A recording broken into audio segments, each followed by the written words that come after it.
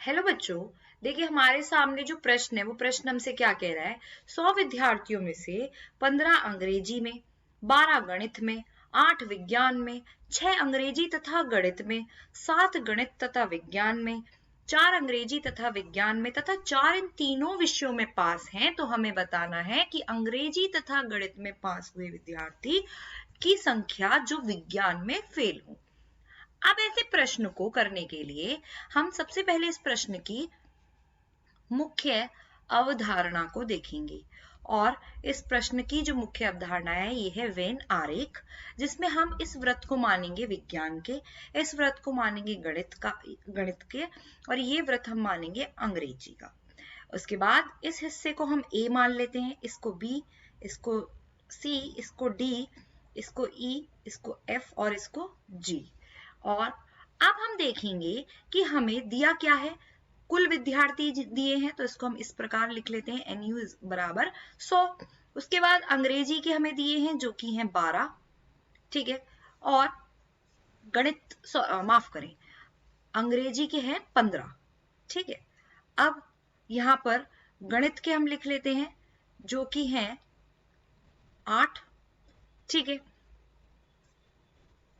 8 नहीं 12 हैं गणित के। विज्ञान के हैं कितने, 8, ठीक है, विज्ञान के 8 हैं। और अंग्रेजी तथा गणित के कितने हैं, अंग्रेजी तथा गणित के हमारे पास कितने हैं, वो हैं 6, ठीक है, अंग्रेजी तथा गणित के हैं 6, और गणित तथा विज्ञान के हैं 7, ठीक है, और अंग्रेजी तथा विज्ञान के हैं 4, और तीनों के कितने हैं, तीनों के हैं हमारे पास 4, तीनों के भी 4 हैं, ठीक है। चलिए अब हल करेंगे इस प्रश्न को, और इस वेन आरेख से देखेंगे कि जो हमारा ए है, देखिए जो ए हिस्सा है वो हमारा किसके बराबर है, तीनों आ रहे हैं इसमें, यानी कि ये बराबर है अंग्रेजी के विद्यार्थी, गणित के और विज्ञान के विद्यार्थी के बराबर है, यानी कि ए हो गया हमारे 4 के बराबर। और अगर हम देखें ए और डी किसके बराबर होगा, देखो ए और डी किसके बराबर होगा, गणित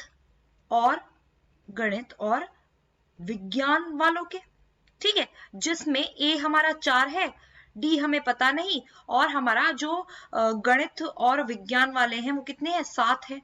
तो यहां से डी हमारा 3 आ जाएगा, डी हमारा 3 आ जाएगा, ठीक है। तो हमारे पास अब ए हमें पता चल गया, डी हमें पता चल गया, सारे को ही निकालेंगे हम, ठीक है। अब हम देखेंगे कि अगर हम यहाँ पर ए और बी को जोड़ दें, ठीक है, ए और बी को जोड़ दें, और इसमें जो हमारा जो विद्यार्थी अंग्रेजी और गणित में पास है लेकिन साइंस में नहीं, तो वो कौन से हैं, वो हम देखें तो वो हैं हमारे बी वाले, ठीक है। अब हम बी को ही निकाल रहे हैं। देखो ए और बी को अगर आप जोड़ दें तो ये किसके बराबर हैं, ये हैं और कौन से, जो हमारे अंग्रेजी वाले हैं, ठीक है।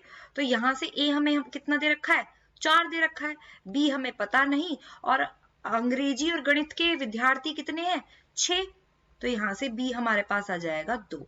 तो अगर हम बी को देखें तो बी विद्यार्थी वो हैं जो गणित और अंग्रेजी में पास हो गए लेकिन विज्ञान में फेल हो गए। तो यहां पर जो इस प्रश्न का उत्तर आया वो आया 2।